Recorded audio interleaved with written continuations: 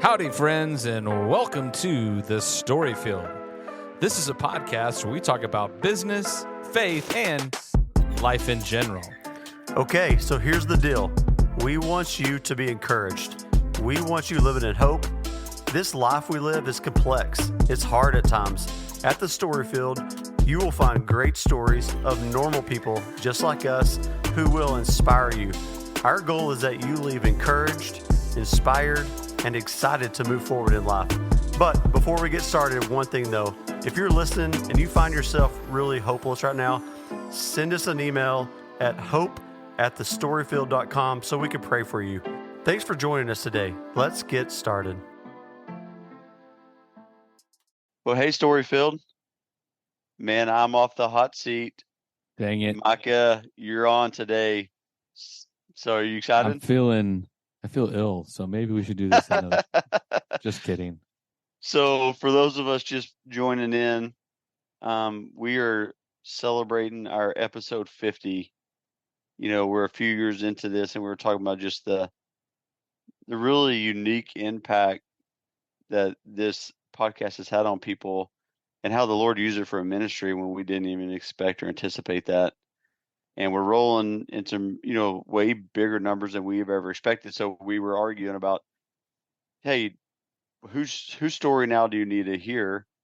And we're like, man, nobody really knows our story. So, let me just think. So Micah made me go last time, me first. So this time he's in the hot seat. And we're calling this episode 50B. 50B, 50 part 2, 2.0. Whatever it is, Micah's version. Yep. So for those kind of just stepping into, Micah, give me your thoughts on, what the Lord's done with the podcast in the last few years from what we intended originally. So if this is the first one you ever heard, you haven't heard us talk about it, but the whole point of this podcast was to bring good news in a time when we thought everything was negative. Of course, this was COVID and just coming out of COVID, and there was not a lot that was hopeful. I mean, churches were shut down. People couldn't hang out with each other, doom and gloom all over the place. And we just felt called to start something that we could learn on the business side of things, or even on the people side of things, or even on the religious side of things. So we kind of broke it down into those three different monikers, and we were targeted at first, and then all of a sudden we were like, you know what, we're just going to go. We're not going to come up with 1,000 questions. Yeah. We're just going to see how it flows. Yeah. And really the fun part for me, I bet for you too, is I've loved the breakthrough of God in people's stories. And we've had some really crazy faith people on. And I love the fact that they did the stuff they did, but what I love more is like how God broke through for him and was there for him.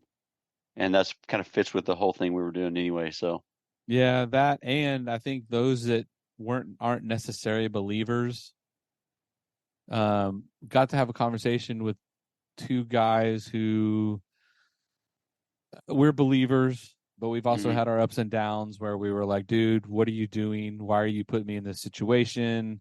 It's not that we weren't fully, it's just that we had times when we were questioning things of why things were happening, which always happens. But I think those people that have no religious aspect or no Jesus part of it after the fact will come and say, hey man, this happened. And me and you are like, yeah, well, we know why that's happened, but yeah, I mean, and then of course all the other offline things that we hear from other people. I mean, we just think we're just two yokos that shouldn't be doing this in the first place, and it all started kind of just as let's get through 10. And then now we have thousands of people that have heard it, and we get comments of like, man, y'all just keep doing it. There's something happening, this and that. And we're just like, well, I guess we're supposed to keep doing this. Yeah. And one of the guests followed up with me recently and said we were the first interview he did. And then after ours, he goes, something happened, some sort of crazy increase happened because after, they run a big nonprofit, but after he was on the show, he had like 25 interviews after that, including the Mike Huckabee show, including TBN and all this stuff. So I was like, whoa, there's some feedback. Like, thanks for telling me. Like, well, I've never known that. So I'm like, yeah, that's right. Yeah, it's pretty crazy, the catalyst of just somebody telling their story. I mean, yeah. And 95% of this we'll never hear from people that just randomly listen to us of whatever life change it is. It's just, we just know stuff is happening. Yeah. Otherwise we wouldn't be doing it. Yep. Well, you're up today, but I do want to say, we would love a chance to hear some feedback from anybody who listens and pray for you if you're just in kind of a hopeful spot. And I know we say that on the end of the show or beginning of the show or somewhere, but you can email us at, what is it, Micah? I think it's hope at the Storyfield. Yeah, and hope at the Storyfield.com. Okay. Because that's so email us. Yeah, this whole journey is about everybody's story. Everybody has one. The ups, the downs, the bad parts, the good parts. And we're all just trying to meld our stories together. And we'd love to hear how your story is going and then how we can assist. Yeah, for sure. Well, that being said, so I'm known you for 13 years or so. Yeah. And right now I would say you're probably in one of the, best kind of healthiest spots I've seen you in a long time, but I know that always has not been the case. Oh, for sure. Like we normally do, on the Storyfield, would you take us back to childhood and let's kind of start walking a line, and you can rabbit trail wherever you want from it, but let's go back, man. Where were you born and raised? So talk about your childhood. I was born in southern Illinois in like the middle of Jersey cow dairy farms and then little oil fields, because at the time, I'm guessing it's the early 70s, late 60s, there was an oil boom in Illinois. And my family at the time was in both cows and oil. So I was born in this little bitty town. Man, there's not much out there, is there? I mean, I've driven through it before, and it's just like it's pretty flat and pretty agricultural. Yes, it is all farmland for the most part. There's not in most industry, but so I love the little town. Where are you at in the birth order then? Yeah, where are you at in the birth order type stuff? So I am actually number 2. I would have had an older brother, but he was too much of a preemie that he didn't make it. I think he would have been about 2 years older than me. I was a preemie as well. And if you don't know what a preemie is, that means I was born early, and I decided to make it. So I'm number 1, but really I'm number 2. And take that joke any way that you want to. All right. So was born in this little small town. My parents got divorced when I was really, really young. My grandparents, my mom's side, lived in Houston at the time because my grandpa was a big wig in Texaco Oil, and they had moved him to Houston from Iran. He had been over there for a couple of years doing some things, and when they got divorced, we moved to Houston when I was 5. And I spent all of my youth up until probably, I think it was 4th grade, maybe 3rd grade, in Sharpstown, which is southwest Houston. Living with your mom? Living with my grandparents and my mom. Okay, so hang on, time out. You kind of brushed over that pretty quick about like the divorce early. You were 5. I was like maybe 2 or 3. Do you have any recollection? Do you have any recollection of that time period? Really, the only recollection I have is I remember jumping into a ditch when I was real little because a tornado was coming, and we lived in a trailer in Champaign-Urbana near the University of Illinois, where my dad was starting his schooling. Okay. But I just remember laying in a ditch and hearing this crazy, awful train noise, and that's because, I mean, we're not going to hang out in the trailer. Yeah. And I just remember laying in there. That was it. And then the next memory I can actually remember is me getting a bike when I was like 6 years old in Sharpstown.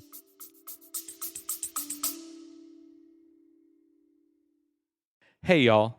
I just want to make an observation.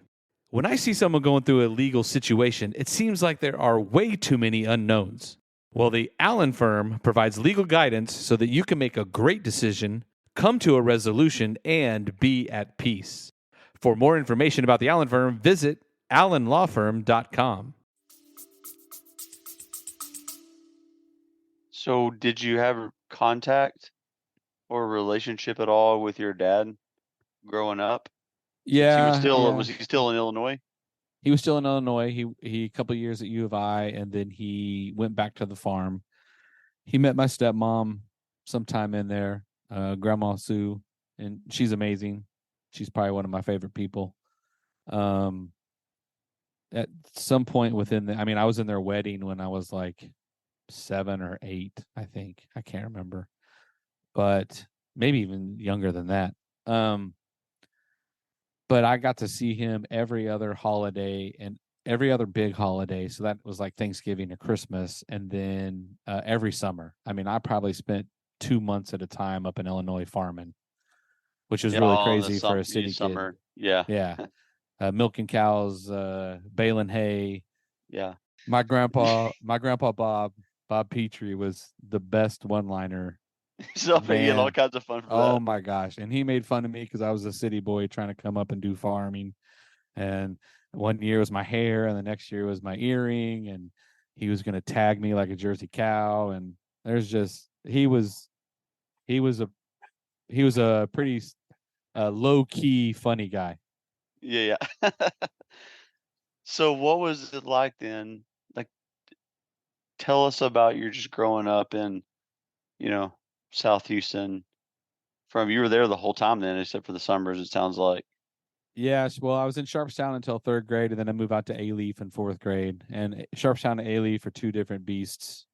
They're both on the south side of Houston, but Sharpstown was, at this time, there was Sharpstown Mall, and it was pretty, I don't know, it's pretty like very, very suburban.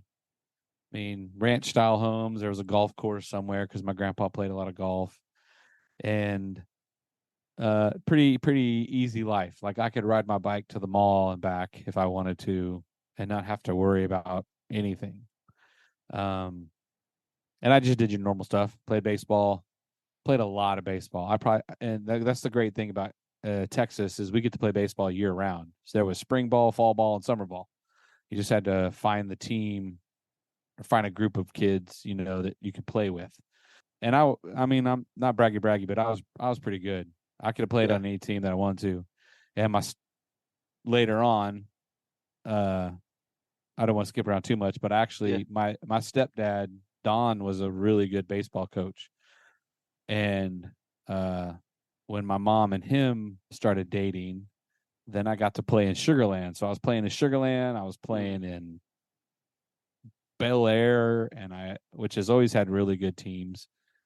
Anyway, I just played a lot of baseball because I needed an outlet to not get in trouble.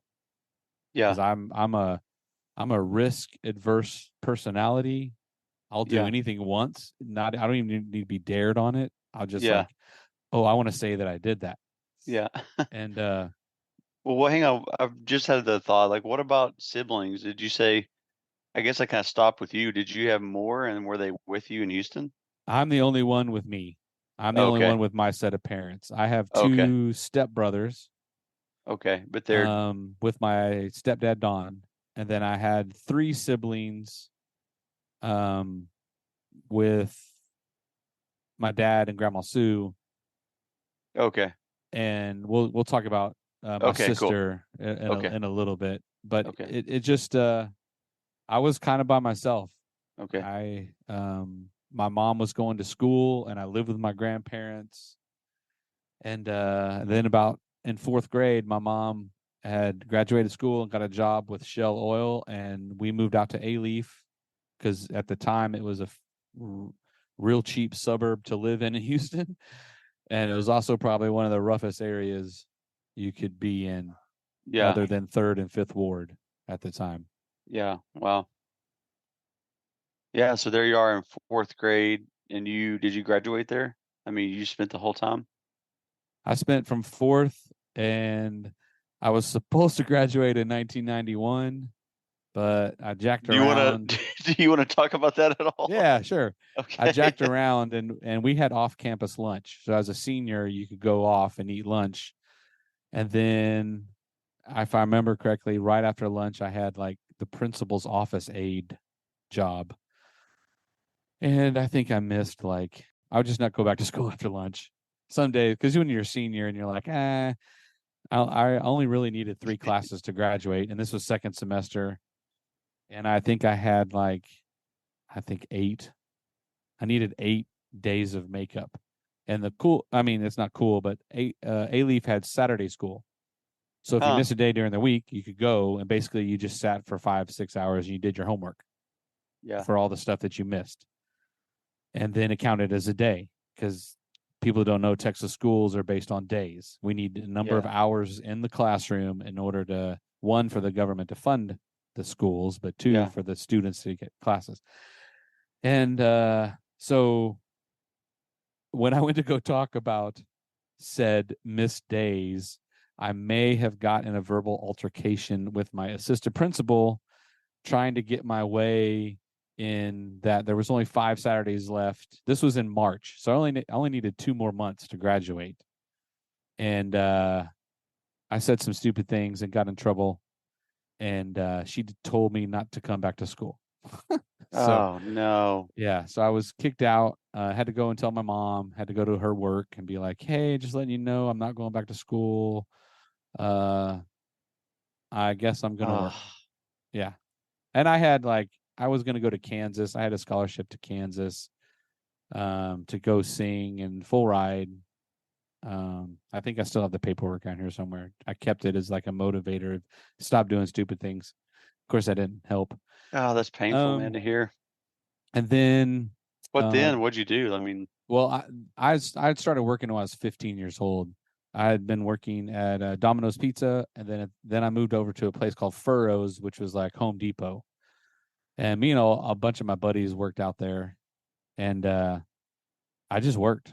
I mean, I got as many hours as I could. I saved a little bit of money, because of course I needed a new truck or whatever all those things were, and I had nothing else to do, so I might as well be somewhat productive. And then I tried to go back to school the next year, and I think I lasted 3 weeks. I was like, I can't be in this school anymore. This is depressing. I had tons of friends. It had nothing to do with that. It was just my own. I guess I was mad at myself. At this time, my mom got remarried, and they moved out to a place called Damon and Needville, which is way south, Houston. And it's on the Brazos River. And my parents moved out there, and I was like, okay, well, I guess I'll go out there. I wasn't making a ton of money to live in my own apartment yet, but so I moved out there, and then I decided I didn't want a GED. So I actually went to Needville High School and had a meeting with the principal and said, hey, I only need these 3 credits to graduate. Basically the second part of history, English, and I can't remember the other one, biology or something, for my senior year. And he sat me down and he goes, all right, well, I'll give you a chance. You need to be here every day. You're not going to miss a day. And you're going to park right here, so I know what time you got here. You're going to leave right after lunch. And we're going to have no dilly-dallying, and I forgot the other word to use. No hijinks. That's what he said. No dilly-dallying or hijinks.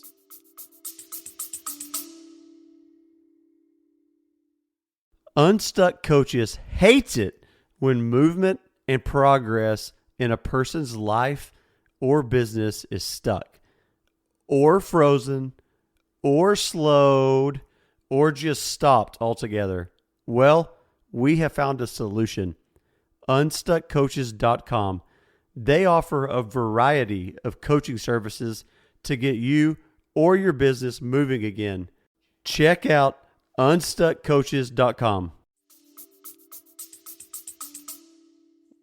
Wow, man, what a that may have been a godsend of just like you need a good shaking. Just be like, yeah, I dude, need what's going someone to around with tell me. you? Like, Yeah, tell me the rules so I can at least. And I mean, I did it. I graduated. I actually got my diploma from Needville High School. Itty bitty. Like I went from Hastings at the time. I mean, my graduating class at Hastings was probably like 1,400. It was like one of the top 10 biggest schools in the nation. Us, LSIC, and then a bunch of LA schools. Needville, I think I was number 19 graduating, and my last name's P, so there may have been like man, 24 graduating or something like that. It was crazy.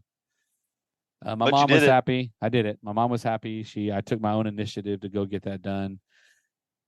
And then, yeah. People don't know about you, but I mean, I want to ask about the band. You're a band. I met you planting a church here in my town as a worship pastor, and music has been a part of your life. So, but talk about that as well, like when that came in, and then also, did you have any like church experience, religion, faith at this point? What was your experience with that to this point? So in 7th grade, so I was a drummer. I was in band and I played drums. In 7th grade, there was a young lady I was fond of who happened to be in choir. And very well said. I thought I'd try out for choir. And Miss Peters was the choir director, and I did a little singing for her, and she was like, "Well, you're actually pretty good at this." And so I joined choir. So starting in 7th grade, I did band and choir at the same time, all the way to high school until like my junior year. So I didn't really have any other electives because I was always booked with band or choir or something extra with one of those things.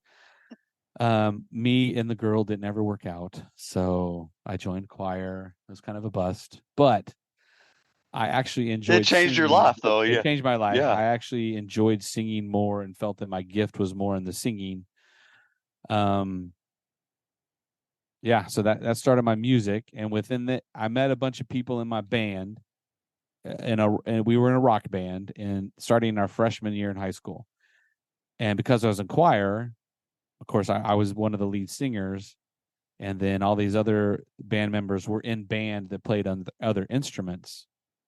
And I mean, we played school functions, we played at graduation parties, we played at carnivals, we played at a bunch of clubs in Houston, and which is a pretty big deal. I mean, y'all went on the road, right? Didn't you go on the road like it's like a this particular freshman band? And sophomore?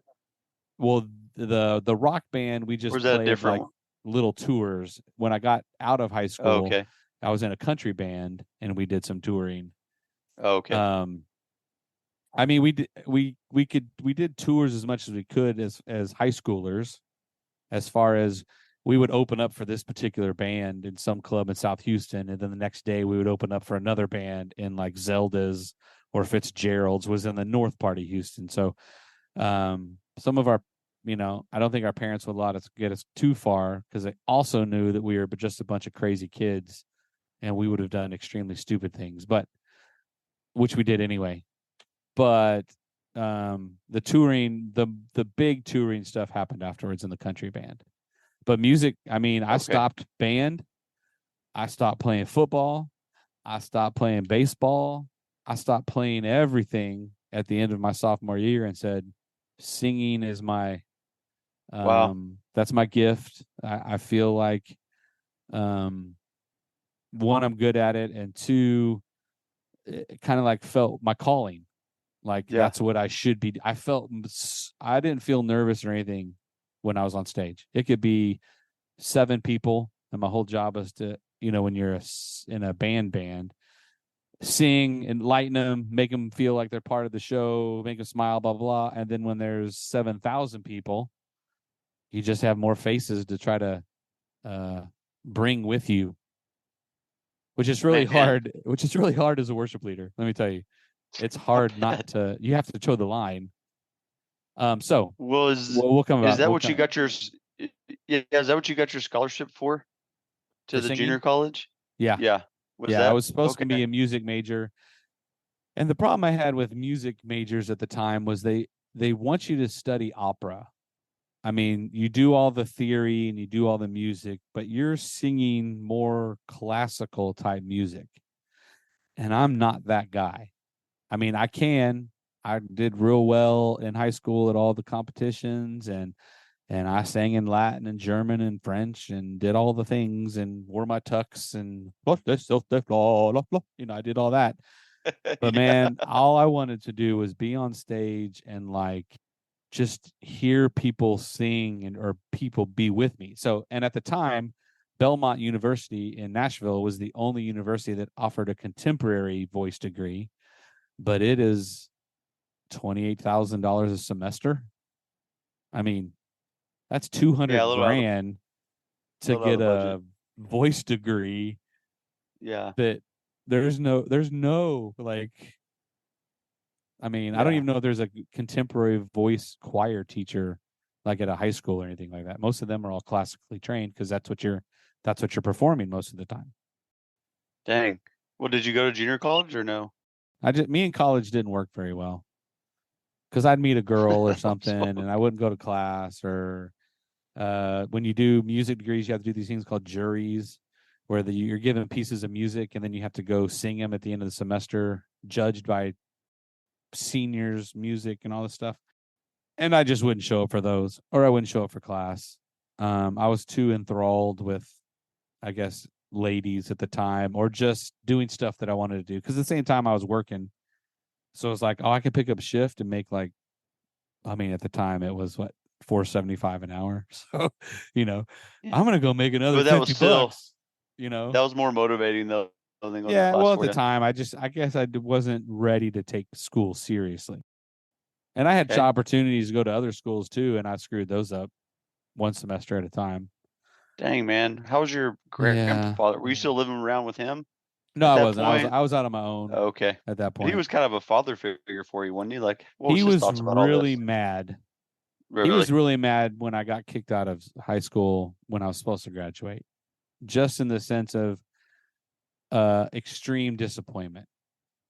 Because like I was probably going to go to school and I was going to do the voice thing to pay for it. But he wanted me to be an engineer because I was really good at science and numbers. And I wanted to be more of a creative, kind of the graphic design or those kinds of things. So we just butted heads of what I was going to do. Because, parents and grandparents, they just want the best for you of what they think you could make the most money at, so you're secure. Yeah. And in my head, I'm like, dude, as long as I'm doing something fun, at the time, I don't care if I'm working at Randall's, Yeah. I can work overnight stocking and make $8 an hour and I'll be perfectly fine, not knowing anything. Get off my case, Grandpa. Yeah. And my grandparents that I lived with, Grandma Murray, Grandpa Murray, they were probably the most encouraged. My Grandma Murray spoiled the crap out of me. I had chocolate chip cookies every day when I came home from school when I lived with them. I was pretty spoiled. And disappointing him was probably worse than disappointing anybody. Yeah.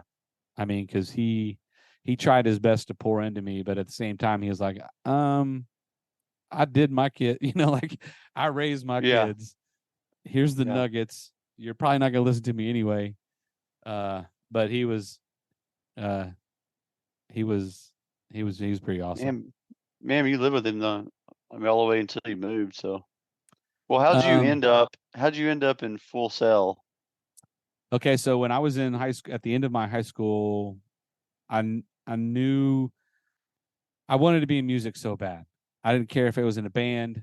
I didn't care if it was being a record producer, and I also have a pretty good ear for what sounds good, what mixes well, all of those kinds of things. And my choir director at the time, Mr. Dixon, was like, You should think about this school in Florida. It's called Full Sail, and they offer this degree in audio engineering. So I could be in the music side on the back end of things. And it's super expensive because it's a private school. I mean, it's no different. I mean, it's a year and a half, and it's $80,000. And at the time, like it would have been a failure just like everything else. Now, granted, it's a tech school, so maybe that would have kept me interested. And I did end up going there after I got married, but that's where I first learned about it. He was like, you should check this out. It's a way you can kind of stay in music. And then my goal kind of switched from being a performer, and I still performed, but in my mind I was like, well, maybe I can learn all this stuff and I can learn how to make records. Because I thought I always wanted to be a radio DJ. Those were the guys I listened to.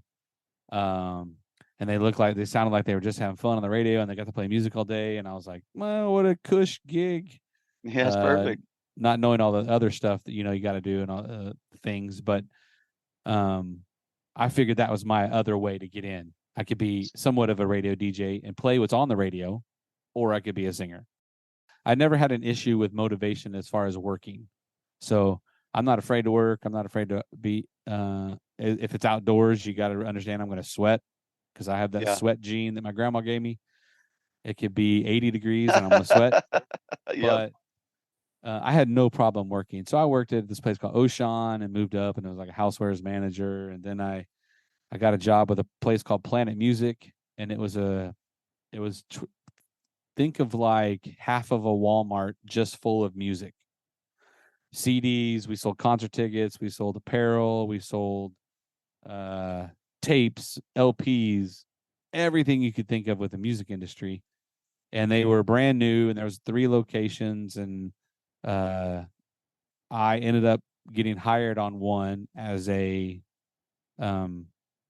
just like the 4 a.m. truck unloader, and then we got the store ready for 10 a.m. So when you came in at 10 a.m., everything we had was in the floor. So I just did that. That moved me to North Carolina. Spent about a year and a half in North Carolina, and then I got homesick a little bit. North Carolina is awesome, but it doesn't have the same people feel.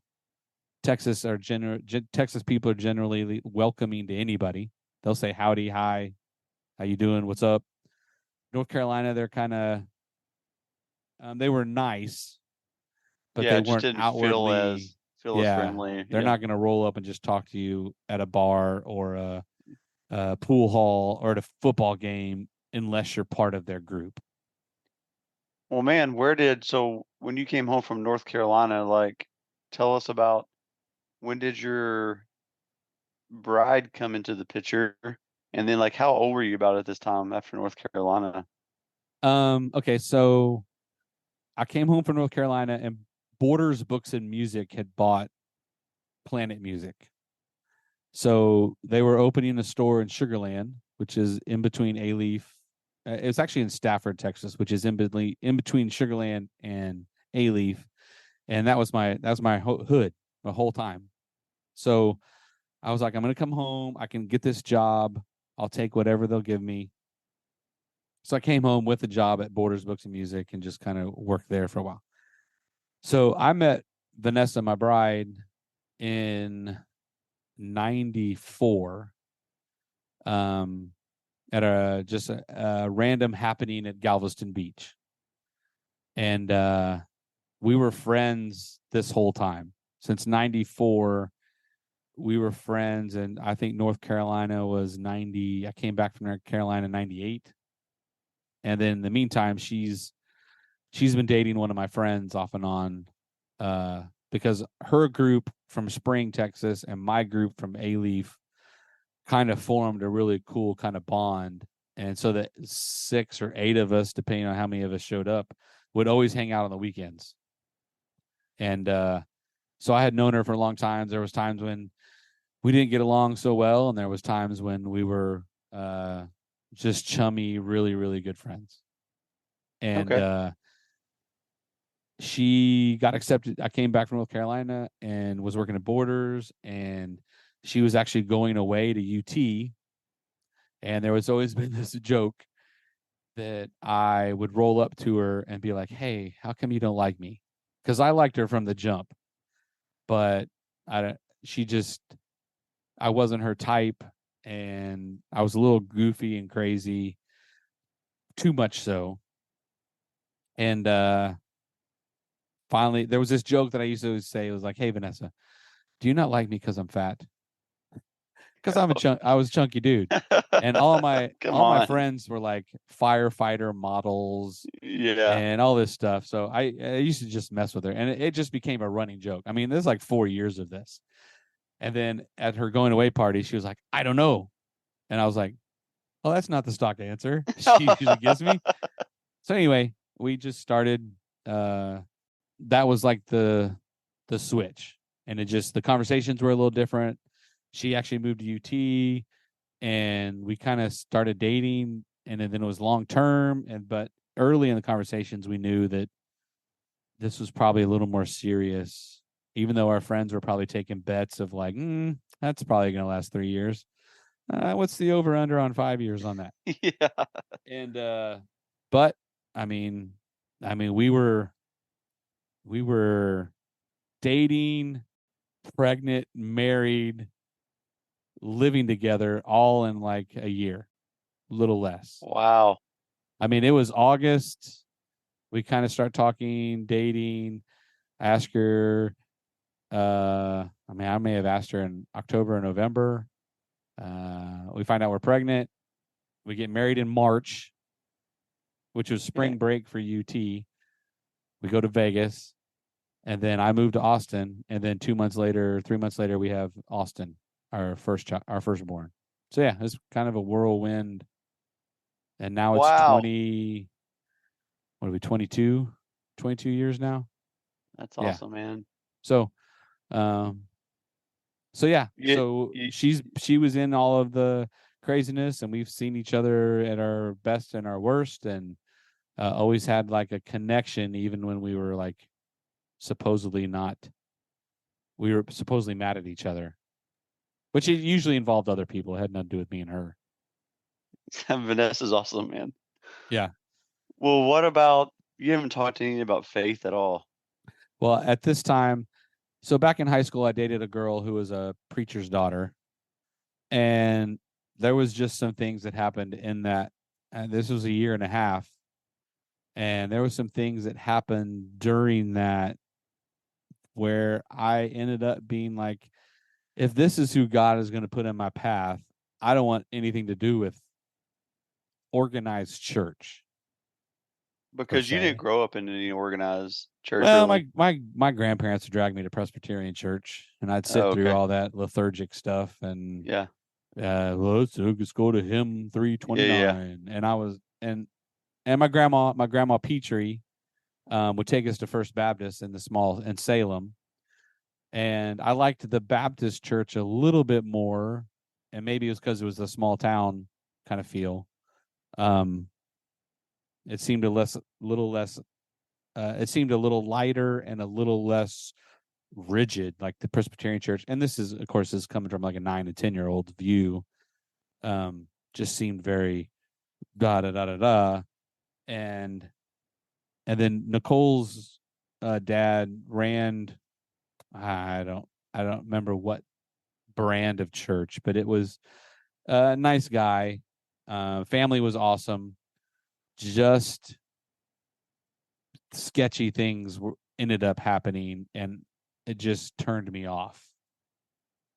Because as a young high schooler, you're like, okay, we talk about God and trust and all these people that are supposed to be put in your life. And there's a reason for it, blah blah blah, and then all these sketchy things are going on, and now I'm supposed to trust that God's going to put the right people in front of me when I didn't know anything about learning lessons or the devil is active. Yeah. The devil can turn anybody, and it's not even like crazy. You know what I'm saying? Like it's and I didn't know any of that. I mean, I just went to, she was my girlfriend. I went to her dad's church. I sang every now and then. Yeah. And that was probably my only religious So at that particular time. When did Jesus enter the picture for you then? I mean, so we get married and Vanessa finishes school at UT. And then I said, I need to do something. I need to figure out a way to get a degree so that I can help this family. I mean, because Vanessa's awesome at what she does. She's extremely motivated. She could probably be running some of these law firms right now, as smart and tactical as she is. But I needed to step up, and I can't work at 7-Eleven and have this person that could be a CMO, CEO running law firms, mentality. I feel like a chump. So I was well, I want to go to this school called Full Sail. I wanted to get a degree. Then we're going to move back to Austin. I'm going to get a job at one of these recording studios, and I'm going to learn how to be a producer, and then I'm going to produce country and rock albums. And so she agreed. And after she graduated from the University of Texas, we packed up with our little baby, and we rolled over to Florida, near Orlando. And I went to school for 2 years, and I got 2 degrees. I got a degree in audio engineering, which kind of focused on the studio aspect of things, but it also taught me a whole bunch about live sound. And then I got a degree in entertainment business, which is basically a general business degree, but it also, a lot of our time focused on marketing stuff, because they were preparing you to go work for film studios or record labels or TV production companies. So I did a lot of marketing, web and design and those kinds of things. And then we moved back to Texas, to a small little town called Kyle. Okay. And if you think about the rush of all of this happening within 4 years, getting married, having a baby, Vanessa graduates, we move, we have no support system in Florida, as far as no relatives, no family members that live close. I mean, we are isolated by ourselves. And then I'm gone. My school, the crazy thing about Full Sail is it runs 24/7. So you could have 3 classes in a week. Each class is like 4 or 5 hours long. And then you have labs, but your lab could be 1 a.m. to 5 a.m, because that's when the recording lab is open. And that could be twice a week. So your schedule is constant. And every month you basically do 2 classes of college every month. And then the next month you switch to 2 brand new classes. So you're just killing it. I mean, just killing it. And, I think at this time I'm 32, 33. And I'm at school with like 18 and 19-year-olds that are just hitting their party phase. So this stuff is no big deal to them. They're going to be up and first time they lived out of the house and all those kinds of things. And I'm like, I need to study, y'all. I need to do really good at this. I got people that are baby at the house. Yeah. Yeah. And so I'm not able to work. Vanessa's having to bear the load of trying to find a job in a town she doesn't really know any connections. Orlando doesn't pay very well as a city. And I'm gone all the time. So, I mean, it's like a whole plethora of crazy stuff going on. But I graduate. We move back to Kyle, which is south of Austin. At this time we've had a house built. I don't know who was crazy enough to give us a house loan when none of us had jobs, but we ended up getting it, and we built a house in Kyle. And 6 months later, anyway, back to my point about a lot of happened in 4 years, and me and Vanessa really never got to just be a couple. And the first years of marriage are hard as it is, and we didn't know really how to communicate, and we didn't really know how to do all these other things, and it just put a big strain on the marriage. And Vanessa finally just put her foot down and was like, look, we need to go to church, or we needed to do something to kind of help us. Oh, there it is. Bring us together. Because I mean, there were times when it was like, should we still be together? I mean, yeah. there's fighting and all those kinds of things. And that's what you brought back to Kyle. Like that was the conversation started happening to Kyle too. Yeah. Yeah. Like Vanessa started attending a church right before we left Florida. And I think that inspired her. She grew up Catholic, but she started going to this kind of like a non-denominational church. And just, I think God got a hold of her first. And as far as, hey, get your husband to church and I'll take care of the rest. So she was pretty adamant. We've been in Kyle maybe 6 months, and she kind of threw her foot down and demanded, and I went. And that Sunday, it was like a rock and roll-ish church as far as the music was pretty loud, and they had these pretty good musicians, and the sound was medium. So in my head, I'm like, these guys need a sound guy.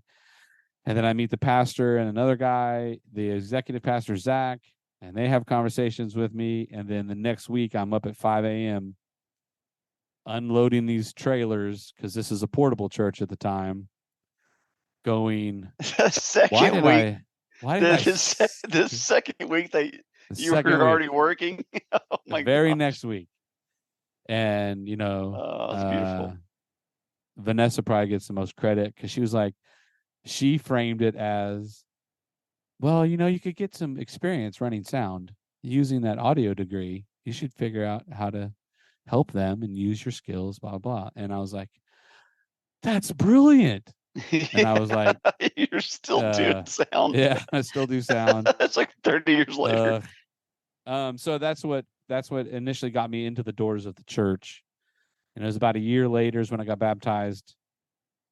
Then we had Addie.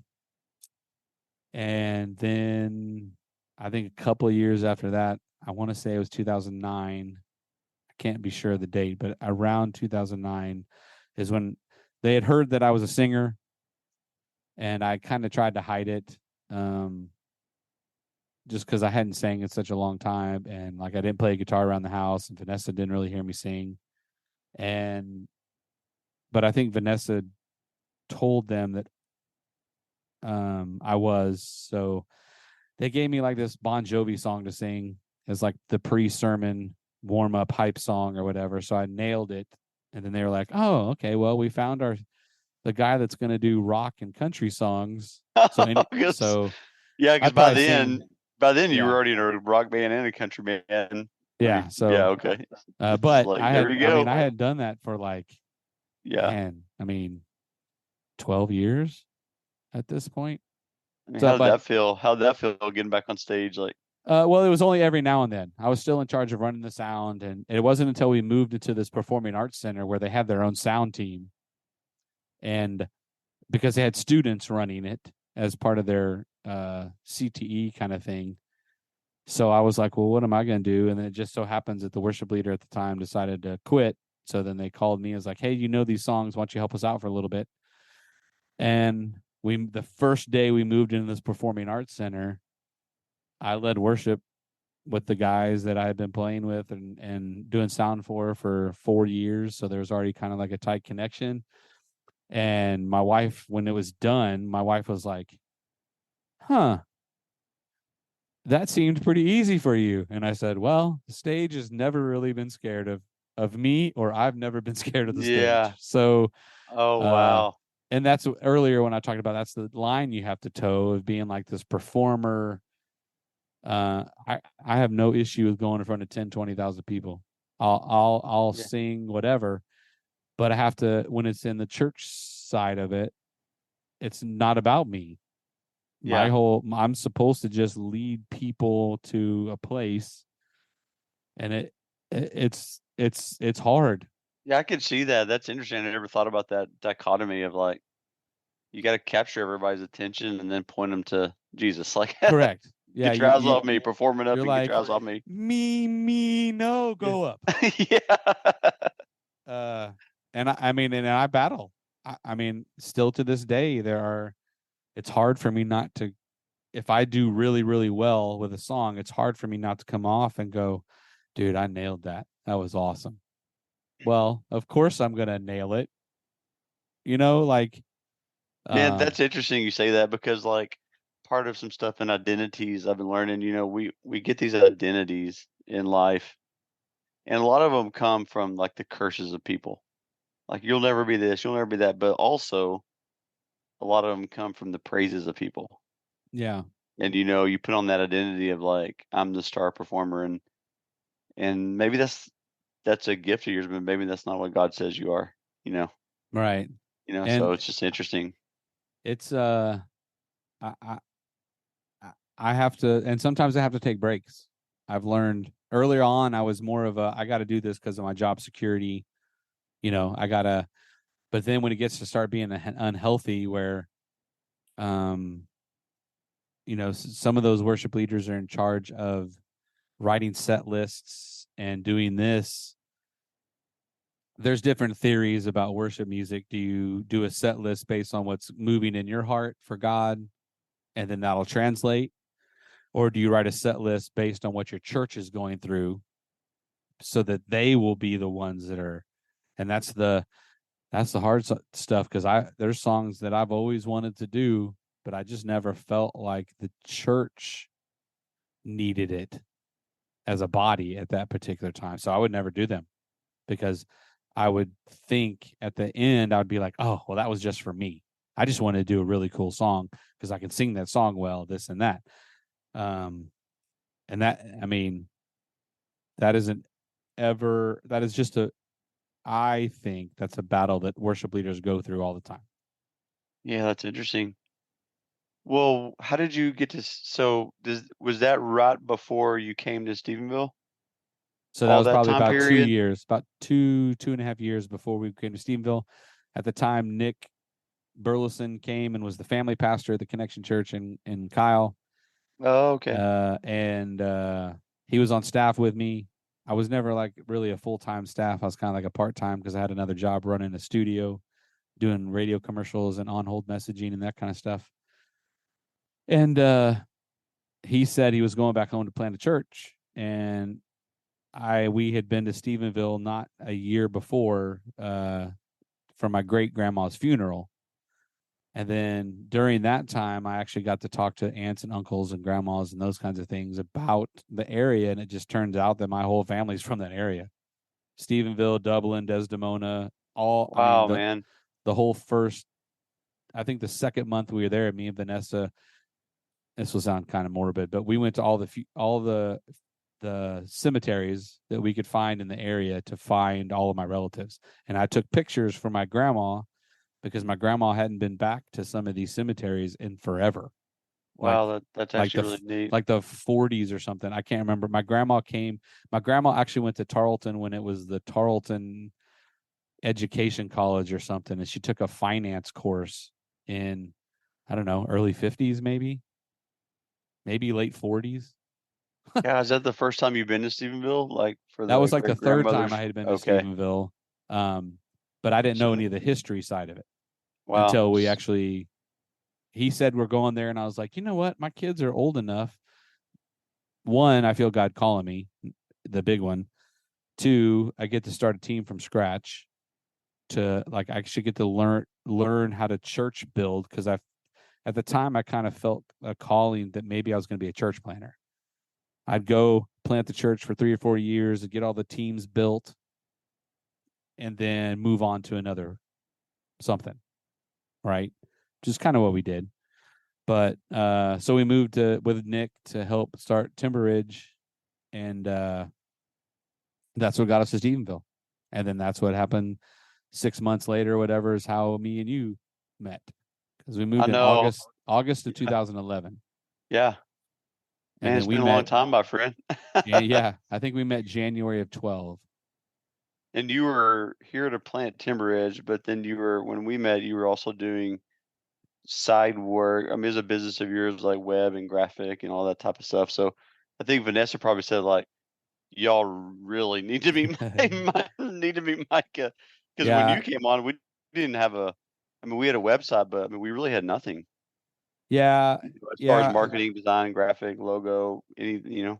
I think Vanessa needed a local attorney for something, and then y'all got talking, And then me and Vanessa both looked at the website and was like, well, that's all right, but maybe we could do a little better. We could do a little better. And then, of course, we're like on our 4th version of the website right now, which is what me and you have learned over all the years and all the books and all the other things that we've done. Courses and stuff we've done. I know it's funny. I still have some little business cards occasionally and stuff like that. So it's pretty funny. Yeah. The design has graduated. Yeah.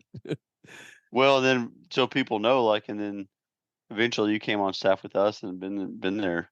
Yeah, I did contract work because for people that don't know this, when you plant a church, you have to fundraise money or you don't get any money. And we didn't fundraise a whole bunch. So I needed to start a side hustle as soon as I got there. So I've always felt bad for the small businesses that needed graphics or webs or logos or any of those kinds of things. And then they go to somebody and they're like, well, here's our $15,000 package. Yeah. And I just, for the guy that's got one location that's maybe a food truck or something, I just wanted to help those out. And I helped a whole bunch of people out in Stephenville. I think I did like 25 or 30 websites at the time. I'm through my time there, the 2-3 years that we were there. Yeah. And of course, that's part of the ministry. I mean, you get to go out and you meet people, and we use Beans and Frank's as our headquarters. And you still know so many people in town. It's crazy. I know. Yeah. Well, back up a little bit. How did you and Vanessa get through kind of the marriage, the tough patch?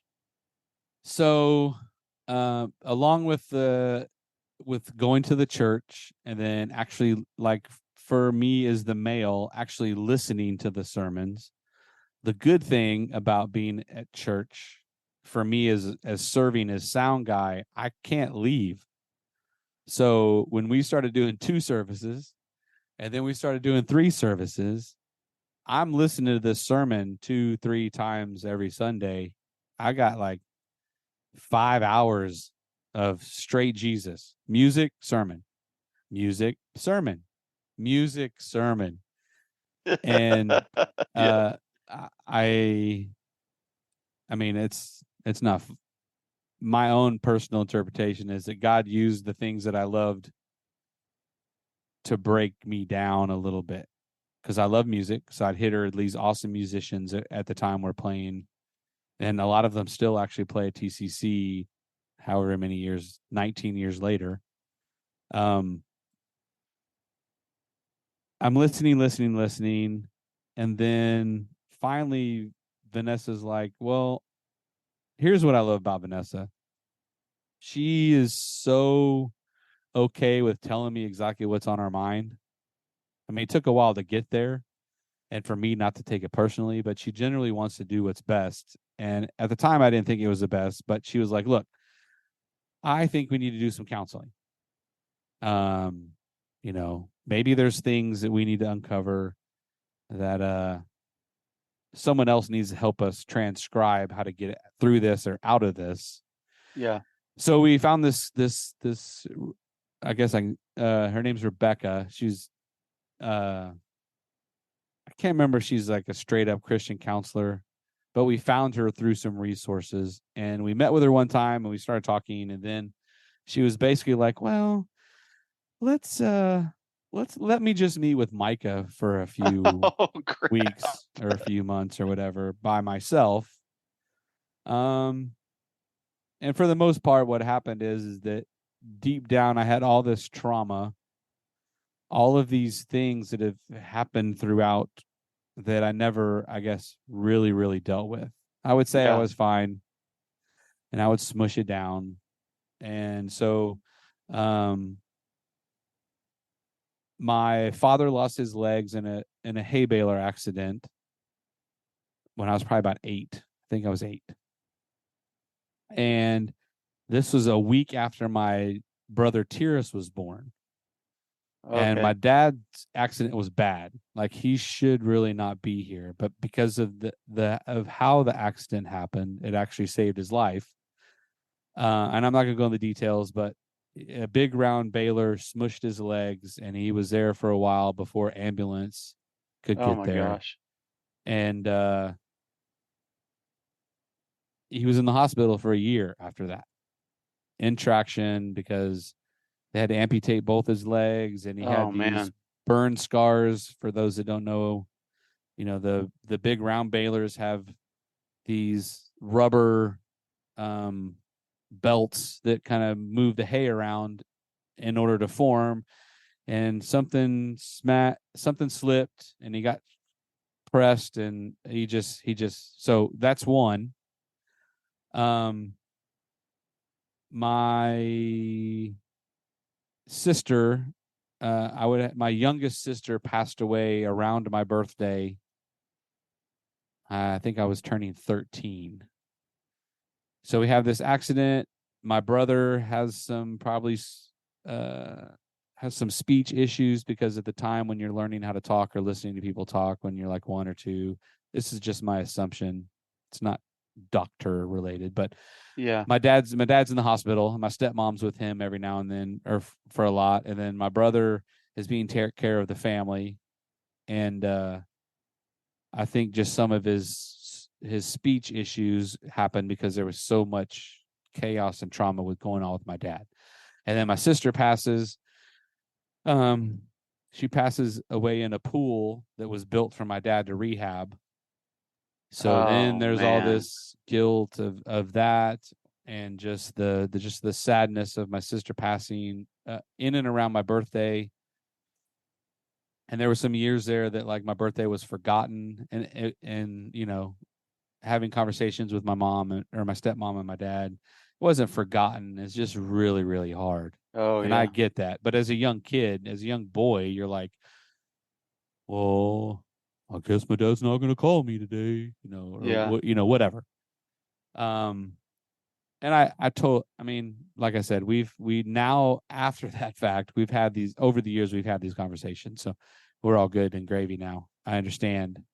But at the time, it just added on to the stuff. And then there's some just historically, I think there was a suicide in the family of my great grandpa. And I do believe in somewhat of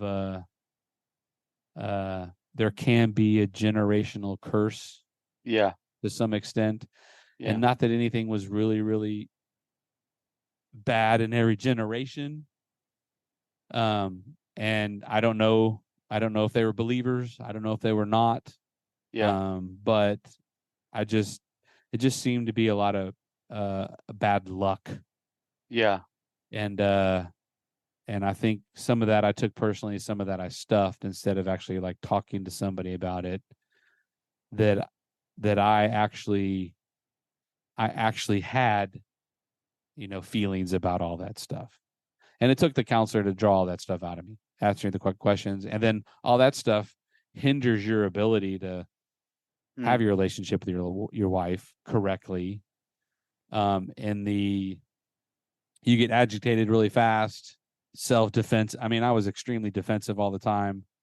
I was kind of like a punk husband for the first 4 or 5 years, and then you're still you're trying to learn how to do the things correctly, positively.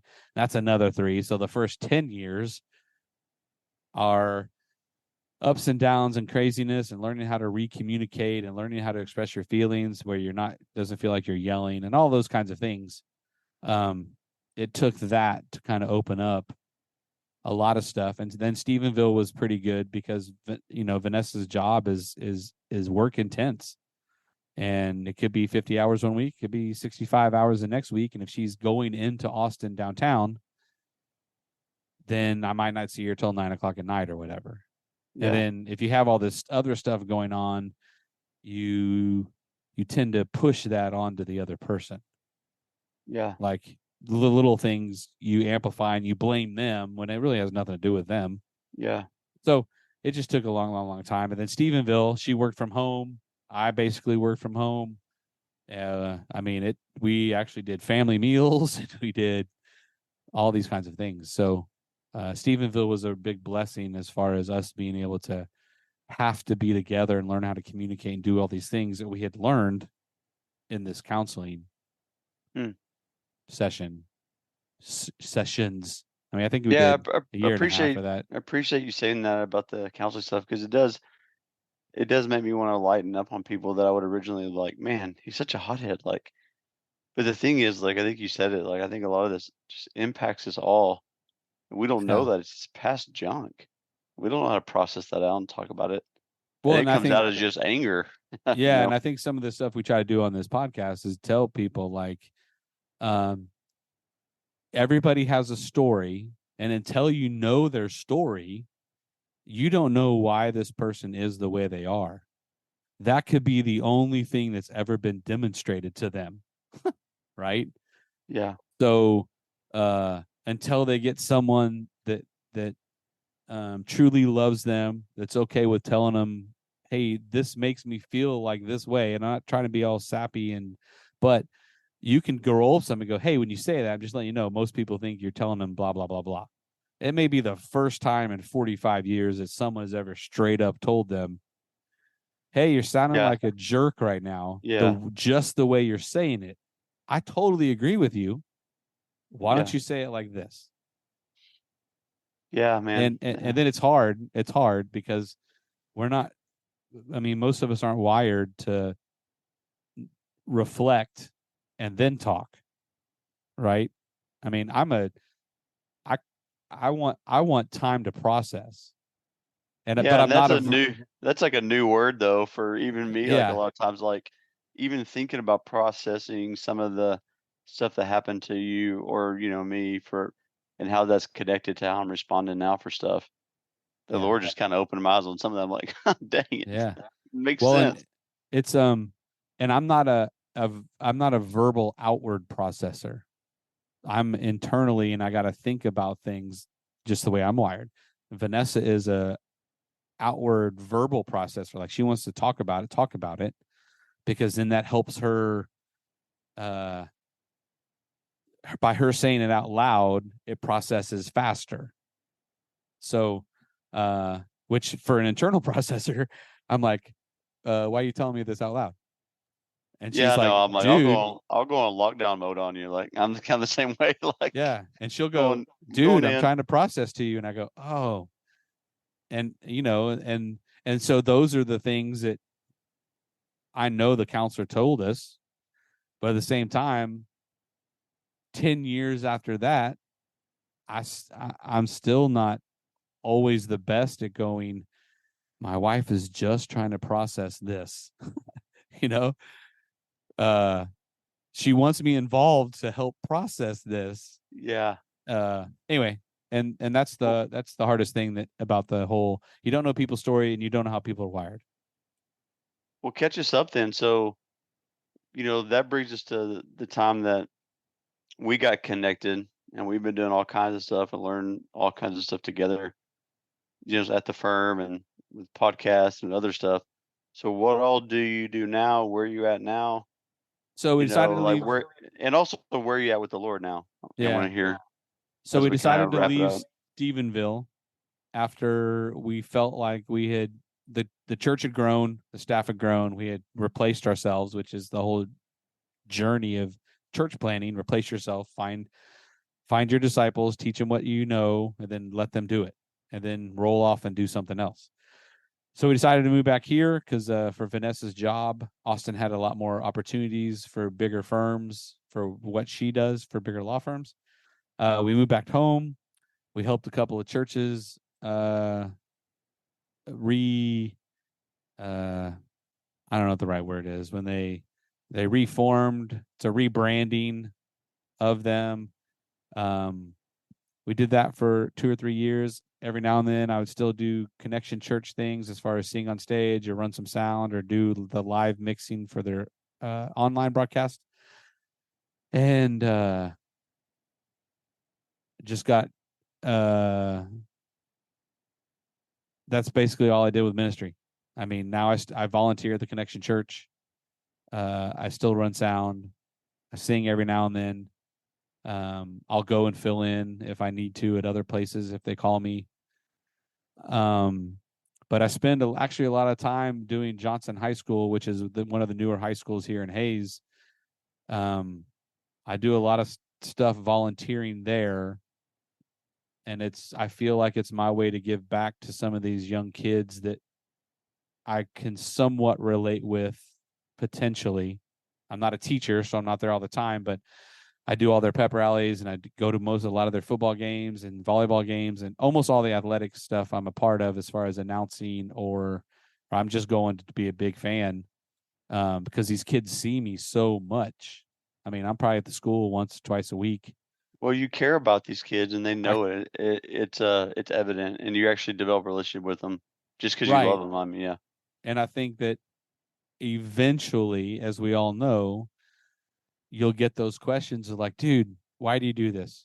Why do you act silly? And why are you a 50-year-old, 12-year-old kind of thing? And then I'll actually have the opportunity. I'm just not going to blatantly come out and say it, but I think there's something that happens when a bunch of Christian people get together just to volunteer. You don't even have to say you're Christian, because the FCA on that campus is growing. The youth groups on these campuses are growing, and nobody's preaching in the hallways. Nobody's throwing up Bible verses. All they're doing is being good stewards of being a good person, a good human. And then these kids see these adults volunteering, doing all these things, and they're like, well, what makes them so different? As we've always said. Well, the Bible says we are the light. You just brought the light to the campus. So I do that, and I do a bunch of other stuff. Apparently I like to stay real busy, which isn't and apparel too, don't you? So I do, tell me about too. You have apparel business, don't you? Well, this goes along with the websites and everything else. I think I got tired of seeing, if I wanted just 10 hats, I'd have to go and pay $18 a hat on something that should cost maybe $12, $13. So then I just decided to buy a machine and learn how to kind of do it. And then that turned into fishing shirts, and then turned into t-shirts. And I don't advertise. I don't have a website. I don't do anything, but somehow people get my number and then just ask me if I can do it. And I have a system of where I can do this amount per month because of the Allen firm work, and then the announcing, and then all the stuff I have to take care of. And then if I can fit it in there, I'm like, why not? Because to me, there's nothing. I love hats. I love to wear hats. I love to design hats. And you've never been scared of work, for sure. Never been scared of work. I mean, if I got to work 8 hours on one thing, and then 4 hours later, then 3 hours on another thing, I can work for 16 hours. Yeah, for sure. I've seen that. Well, as we kind of wrap it up, tell me, where are you at with the Lord now? And then what kind of encouragement do you have for people? Like, what's the kind of the theme you see running through your story that you would use to encourage people with? Well, one is God has a plan for you, even if it's not what you think or what you ever envisioned. Yep. Because me being in bands, and me being a musician, and me going to Full Sail, all of those things actually prepared me for ministry. And that was 33 years of things. And, a lot of us sometimes just find a job we like and we make good money at it. We just keep it, and we have no idea what God wants us to do with it, or even if we have a relationship with God. God, whether you believe in him or not, God has a plan and has built you specifically for something, and specifically to use for his glory and his kingdom. And it's just amazing to me that I would be able to use all the gifts he's given me in a church setting, which then turned around and I was able to bless and do other things for other people in things that I never would have thought. There's no way I should be doing hats and t-shirts and doing all that stuff, because it never once crossed my mind. Well, that's what I see in your story that's so sweet, is like you couldn't even run from the plan. No. Like this stuff you would have never thought you would have been planting churches, leading worship, building all these teams and all that, all for ministry and growing the kingdom and working for a law firm. Yeah. There's some jokes in that, I'm sure, but for sure. I see that in your story. It's incredible. Well, and I think the other thing is, man, it's okay to be a light. It's okay to just be fun and have fun. Even as a person that loves Jesus, because this next generation needs a whole bunch of us to encourage, to sharpen, to shapen, to all the words to get this next generation, because I think they're going to have it harder than we ever had it. And they need to be at least prepared to love everybody, whether they disagree with you or not. Yeah. There seems to be this my side, your side that just is only deepening and getting harder. And to be honest, most of our high school kids show none of that. I know. It's something that happens afterwards. And I think maybe we just need to be better at equipping them with what they need to better understand that everybody is different, but everybody has a gift, and that includes you. You just don't know what it is yet. Yeah. That's good, Micah. And you're very selfless with how you serve and give. I mean, for a lot of things, especially the church, especially with the high schoolers. I mean, yeah, which is crazy because I wasn't always that way. That's what's crazy is like, as a only child, I should probably be more selfish than I am, and there are times when I am, and I have to have the people around me to check it. And I have those people to be like, well, dude, there's a lot of times where you're just like, right now. Man, I don't know. I've seen, you're just always doing something, serving people. So, well, dude, wrap us up in style. Would you pray? And yeah, thanks for that. That was rich. Like that was really good, man. Appreciate you sharing. Thanks. I'll pray us out. Father God, thank you for today. We thank you for all these listeners that just come to our podcast to be refreshed, maybe they stumbled upon it. Maybe it was emailed to them. Maybe it was a keyword search. We don't care. We don't try hard at any of those stuff, really. We know this is your deal. And we're just trying to be good stewards of the people that you bring to us to get their story across. Your love, your grace, and your mercy is always flowing and always around. And man, we're just honored to be a little piece of people's story. We're honored to shine the light on that with this podcast. But more, I think more than that, we're just honored to be. Me and Josh are honored to be followers of you. We try to learn how to listen. We try to learn how to follow, and you never give up on us. You've never stopped pushing us, whether we really wanted to listen or not. But we know everything is for a purpose, and everything is for you. And man, we're just thankful that we've reached 50, and we're looking for the blessing for 50 more, because there's more stories out there. And with each one of these podcasts, there's a different group of people that is getting inspired, that is hearing glimpses of your voice and your love and your grace, and that you will never give up on them.